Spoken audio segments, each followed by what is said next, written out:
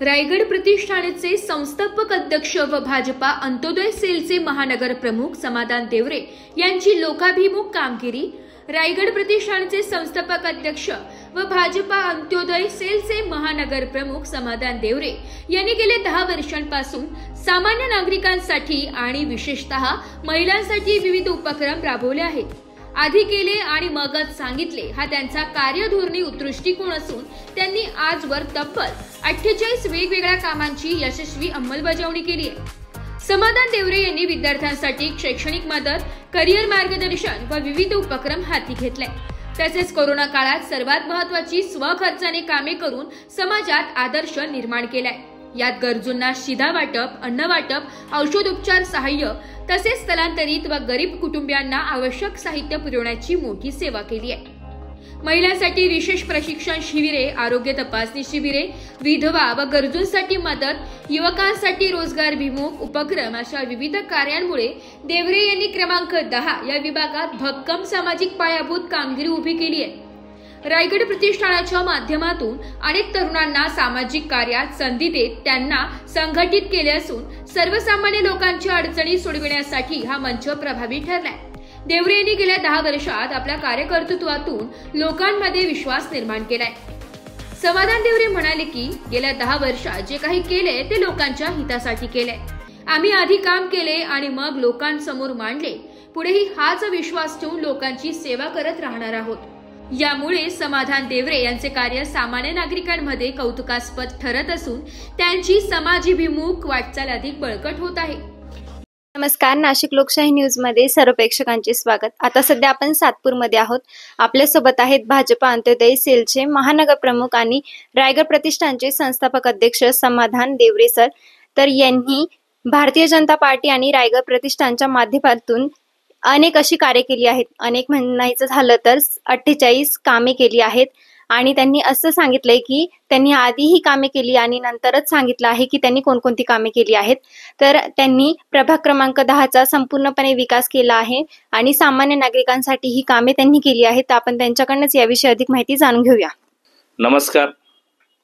आताच त्यांनी सांगितलं की आमचं एक ब्रीद वाक्य आधी केलं मग सांगितलं। आम्ही कुठले लोकप्रतिनिधी नसताना सामाजिक काम काय करायचं असतं प्रभागामध्ये हे गेल्या 10 वर्षापासून आम्ही आमचं काम रायगड प्रतिष्ठानच्या माध्यमातून काम करत आलो। सगळ्यात महत्त्वाचं आमच्या सातपूर विभागामध्ये जर इमर्जन्सी काही घटना घडली तर कुठली ॲम्ब्युलन्स मोफत ॲम्ब्युलन्स सेवा नव्हती। म्हणून पहिले कोविड काळामध्ये पहिले संपूर्ण 3 दिवसात आम्ही आमच्या प्रतिष्ठानने निर्णय घेतला की आपल्याला ॲम्ब्युलन्स सेवा इथं द्यायची गरज आहे। लगेच ॲम्ब्युलन्स घेतली। तसेच आमच्या परिसरामध्ये प्रभाग 10 मध्ये आमच्या इथं नाशिक महापालिकेचा जर वैकुंठ रथ बोलवायचा असला तर 1-2 तास वेटिंग राहायची। म्हणून आम्ही लगेच निर्णय घेतला की वैकुंठ रथ सुद्धा आम्ही आमच्या परिसरामध्ये चालू केला की जनतेसाठी जे काही वेटिंग व्हायचं, कारण शेवटच्या वेळेस तरी टायमावर व्यक्ती केला पाहिजे किंवा आलेले पाहुणे वेट करायचे महापालिकेतर्फे, म्हणून तो सुद्धा वैकुंठ रथ चालू केला। तसेच आम्ही सगळ्यात महत्त्वाचं परमपूज्य संत माझे गुरु परमपूज्य संत स्वामी अनेकरूपी महाराज हे शिवहर्द नारेश्वरी नाग ज्योतिर्लिंगचे मठाधिपती भिलमाळ तुळशीगड गुजरातचे माझे गुरु आहेत।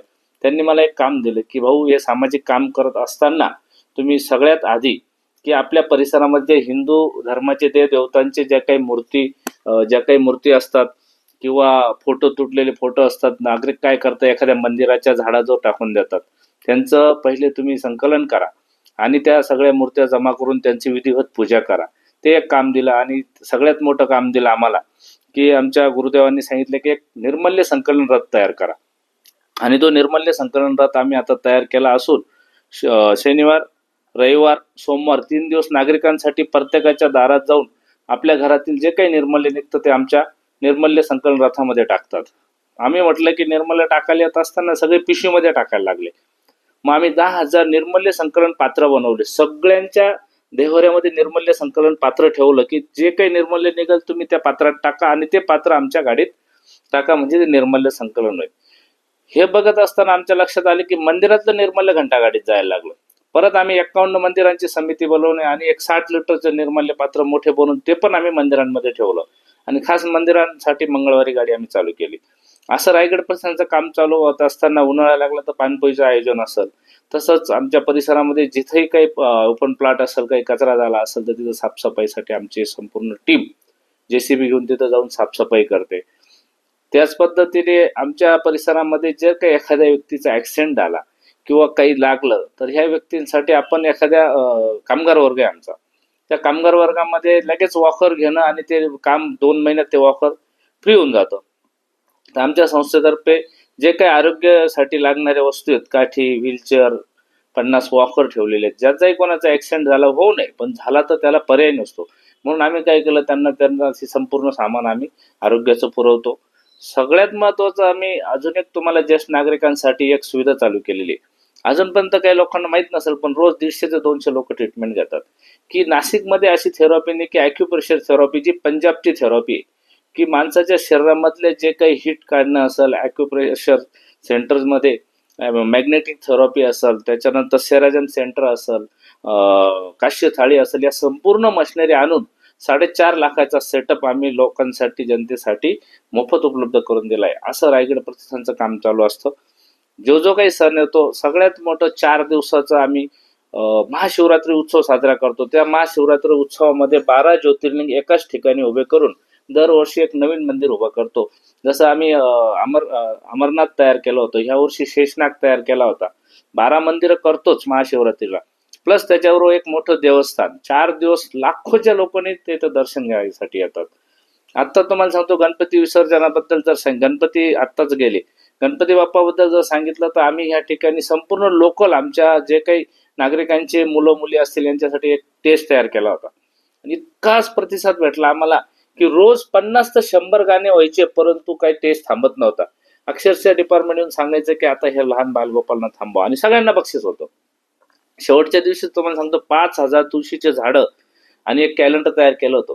त्या कॅलेंडरमध्ये आम्ही लिहिलं होतं की आई वडिलांना विसरू नका, आईचे थोर उपकार, आणि आई वडिलांना विसरू नका, आईचे थोर उपकार, अशा ह्याच्या काही कविता होत्या. आईची व्यथा, अशा 3 कविता टाकून कॅलेंडर तयार केलं होतं. आणि गणपती बाप्पाला कृत्रिम कुंड तयार केले होते आमच्या समोर. त्या कृत्रिम कुंडामध्ये जेव्हा विसर्जन केलं की आम्ही त्या प्रसादाने हे भेट द्यायचो होतो. तितका प्रतिसाद भेटला, खरोखर मी नागरिकांचा आभार मानतो. आता नवीन योजना आमच्या महिला भगिनींनी, माझ्या मिसेस वैशाली समाधान देवरेने लगेच सांगितलं, गणपती बाप्पा गेले, आता नवरात्र उत्सव चालू होतील.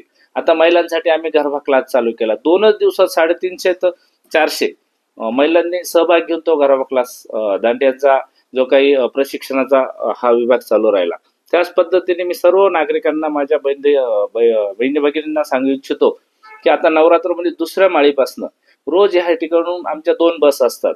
त्या 2 बस तुम्हाला गडावर घेऊन जाणार, दर्शन करून आणणार. प्रायव्हेट बस जर लावली तर वरती गडावर जाऊ देत नाही. म्हणून त्याचंही नियोजन आम्ही केलं की महामंडळाशी टाईप केलं. महामंडळातर्फे आमच्या 2 बस रायगड प्रतिष्ठानच्या रायगड बंगल्याजवळ निघणार. त्यांचं फराळ पाणी सगळं आमच्या सोबत आम्ही देणार, देवीचं दर्शन करणार, आणि सायंकाळी त्या बस रिटर्न. अशा 9 दिवस बस चालू राहणार आहे. तसेच आम्ही आमच्या महिला भगिनींसाठी पुस्तके तयार केले. 15,000 पुस्तकं आम्ही संपूर्ण आरती संग्रह त्याच्यामध्ये घेतलेला आहे. तो संग्रह आम्ही आता परवापासून वाटप चालू करणार आहोत. अशा आमच्या रायगड, असं वाटतं की सकाळी उठलं की नवीन काहीतरी काम करावं. आणि खरोखर मी नागरिकांचा आभार मानल. आणि आज नाशिक लोकशाही न्यूजचे संपादक लचके साहेब आले, तसेच आमचे रमेशजी खरात कायम आमच्याशी कॉन्टॅक्टमध्ये असतात, आणि आमच्या कामाची पावती घेण्यासाठी स्वतः संचालक या ठिकाणी आले.